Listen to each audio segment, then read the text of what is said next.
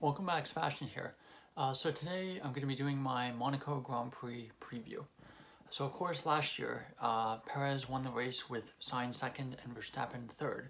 And that was a race marked by Leclerc's disastrous strategy, where he basically had to pit twice and ended up from the lead and ended up losing the race and finishing fourth and off the podium altogether.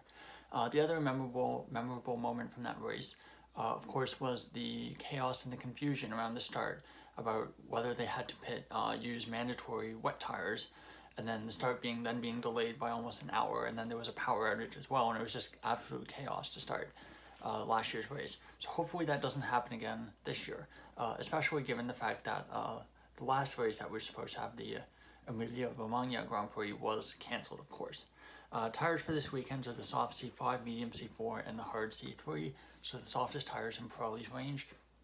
But that being said, this race is almost always a one-stop race. It's basically one stop and then make your tires last to the end. Of course, it's a very high downforce track, it's very narrow, and it's extremely difficult to overtake.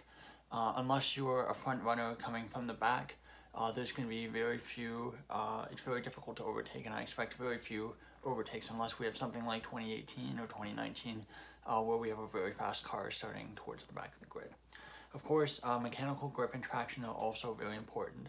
So being able to get the grip and accelerate out of these slow speed corners is really key. And I think it's going to be one of the points I'm most interested in is seeing how the teams implement the new upgrades that were intended for Imola. Because of course many teams brought lots of upgrades for that Grand Prix. Of course, bringing them to Monaco is a bit of a risk, given that Monaco is such a unique circuit. It's the shortest track on the calendar. It's the highest downforce, so it's not a very good testing circuit. I think the next weekend in Barcelona will be a much better representation of the pecking order from these upgrades. Of course, because it's so hard to overtake, I should have mentioned earlier, but strategy and qualifying are going to be very important. So this might be a track that favors cars that I think are a bit better in qualifying. So given that Ferraris looked close on a couple occasions, I think they have a good chance of getting a good result on Saturday. But of course, the main thing is strategy and making sure you get that strategy absolutely right, because a poor strategy call being behind a couple cars can be an extremely hard mistake to overcome. According to the F1 website, it says it's supposed to be sunny all three days, but other weather forecasts I've seen have been very hit and miss. Some say there's a chance of rain, others say there's a chance of showers. It's really hard to say. Of course, the track's location in the proximity of the Mediterranean Ocean also makes it a challenge because you're going to have the weather conditions are going to be changing constantly. So some predictions for this year's race. I think I was having a really hard time with this because I think it's probably one of the few tracks on the calendar where it's not an automatic Red Bull 1-2 for me. I think, that being said, I'm still going to go for a Verstappen victory because I think they are the team to beat, and I think we haven't really seen what their high downforce package looks like and see what kind of package they have on a high downforce track. And of course, Max Verstappen's extremely talented. That being said, this is a track he's only won once, and prior to the last couple of years, I would say, he hasn't really been exactly the best driver around Monaco.